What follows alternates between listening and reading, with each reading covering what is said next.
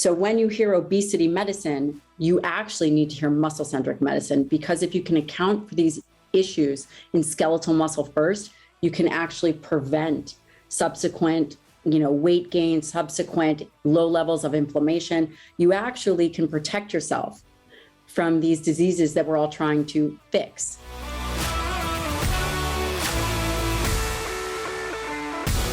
In this video, you'll learn about the best nutritional program to follow for optimal metabolic health, the importance of building muscle, best strategies for body fat loss, and so much more. My name is Orshi McNaughton, and I'm the host of the Women's Biohacking Conference. Please enjoy this interview excerpt with Dr. Gabrielle Lyon. So muscle makes up 40% or so of our mass, right, of what exists. And when you contract skeletal muscle, it secretes something called myokines. And myokines both act systemically, like it goes to the brain and the liver, and it also acts locally. And it is these myokines that make muscle an endocrine organ. And this work was done by Pedersen. I think that she is still in Copenhagen, really pioneered this in terms of research. She is an immunologist and also a PhD researcher. The idea that muscle is an endocrine organ serves on multiple levels. Number one, like I said, it releases myokines. Now, these myokines direct nutrient utilization. For example, it affects the liver, it affects lipolysis, the breakdown of fat. So it's not just exercise that impacts weight and muscle, it's the release from the muscle that exercise enables the body to function by. So that's one aspect. The other thing is that exercising skeletal muscle, contracting skeletal muscle interfaces with the immune system. And it does this in quite a few ways. Number one, it releases glutamine. Exercising muscle releases glutamine, which then goes and feeds lymphocytes, cells of the immune system. Here, you can also see that muscle is our metabolic currency. So we know now that it has a myokine impact, which is when you contract it, it goes to the brain.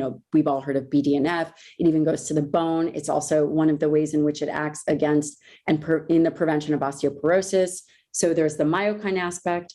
We also have to think about how it relates to the relationship with the immune system. And then finally, we think about skeletal muscle and how it utilizes substrates, for example, glucose. 80% or more of glucose disposal is in the muscle. We all, any biohacker, any woman who is really looking to optimize their performance on a daily basis needs to make sure that their blood sugar is managed. They need to make sure that their skeletal muscle is healthy. One of the ways in which you must do this is really optimizing, number one, understanding that the correct framework for optimization is really muscle. And then the second part of that is understanding that what we do, how we train, how we eat really impacts this system. So again, it is the site for glucose disposal. Also, it's your amino acid reservoir. If an individual were to get injured, if you have any kind of illness, muscle will protect you. And site of fatty acid oxidation. So as you can see, muscle is primary. Well, number one, you have to understand what the individual is taking in. You have to track food. We need to see it. We have to see training and also a full hormonal assessment, especially during times of perimenopause or menopause. When estrogen decreases, we see activity actually decrease. So if you look at their total daily energy expenditure, it actually decreases with, for whatever reason, also their movement changes, which individuals have seen. There's also some evidence in the literature that the lower estrogen does affect muscle tissue. Of course, perimenopause, menopause seems to be more testosterone dominant, but it doesn't necessarily mean that their testosterone is actually high. So you always have to make sure that individuals are optimized for hormones, thyroid, estrogen, progesterone, testosterone. The other thing is that around perimenopause, menopause is when sleep apnea kicks in, and individuals should definitely be tested and treated for that. And that is not picked up on an Oura ring. It really does need to be tested. For weight loss, if individuals are interested in weight loss, this is all about metabolic correction and regulation of blood sugar and cortisol. When I think about this, I do think about 3 meals a day, maybe a snack. And individuals can eat in a time restricted window, whether it's from 10 to 6 or 11 to 7 or noon to 8.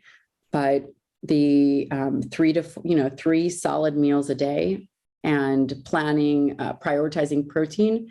Depending on if an individual is looking for weight loss, you can go actually higher in protein, which could be 1 gram per pound ideal body weight.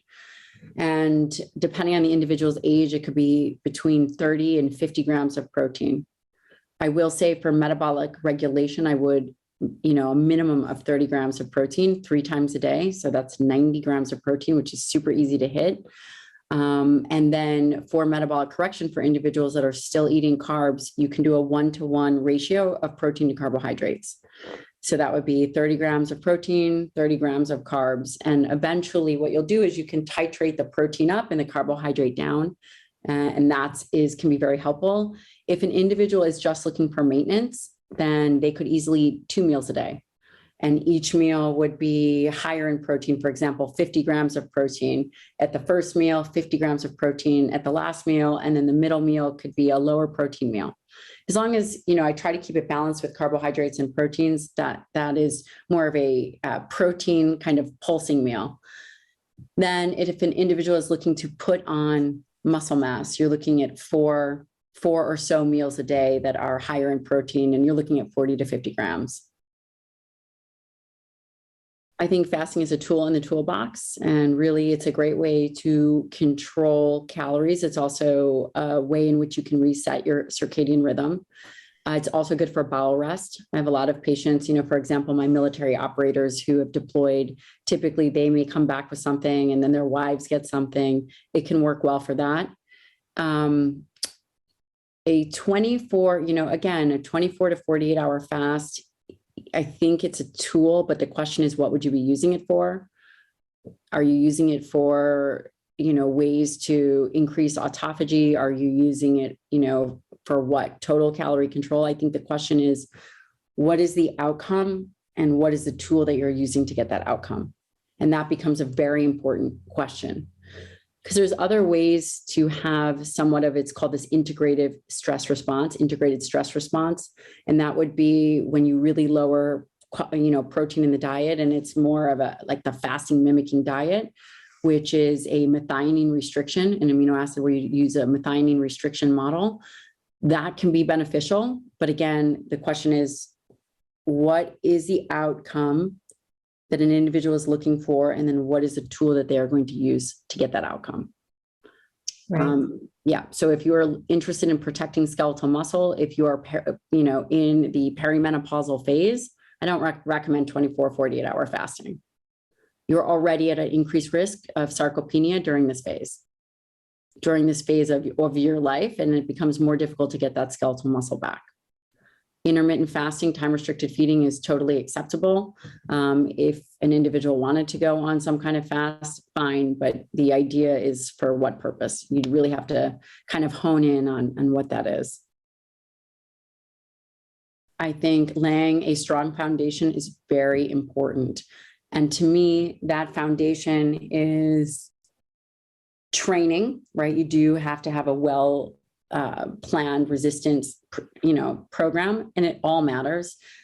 People are very interested in shortcuts and time optimization. And I don't know if I think that that's a good idea when it's about your health. At the core, really organizing your time for a great fitness program. And then the next thing is nutrition. There's a lot of stuff and a lot of misinformation in the nutrition space, and a lot of narrative that makes people confused. And I will tell you that you can only ride the wave of youth for so long. The younger you are, the more you can have flexibility to pick this thing and pick that thing. But as you get into your 40s and 50s, the window for correction becomes smaller. And at that time, you really have to hone in and pick a nutrition plan, stick with it, have it be vetted in evidence-based medicine. Everything that I'm talking about in protein, it's really optimized for protein. I wouldn't even consider it high protein. It is protein forward and really optimized. And there is decades of evidence to support dietary protein, and that the current recommendations, because they're based on nitrogen balance studies, are, anywhere from 60% lower than where they should be. So it really does come down to reframing, right? And of course, it might not be right for everybody, but a good foundational nutrition plan is one that can be carried out over time. So that would be the second thing. And then the third thing is know your weaknesses. We all have them. And right now we have a society where we're always focused on strength and, what those strengths are, but that really does a disservice for people, because ultimately for your team, you are either an asset or a liability. And in order to be an asset really means taking good care of your health, and a liability, their trajectory is, obvious. I invite you to click the link in the show notes and head over to womensbiohackingconference.com to grab your free early bird registration gifts and enjoy the full interview with Dr. Lyon and 20 other world-leading scientists, physicians, nutritionists, and industry pioneers that discuss various health optimization topics through the filter of women's health.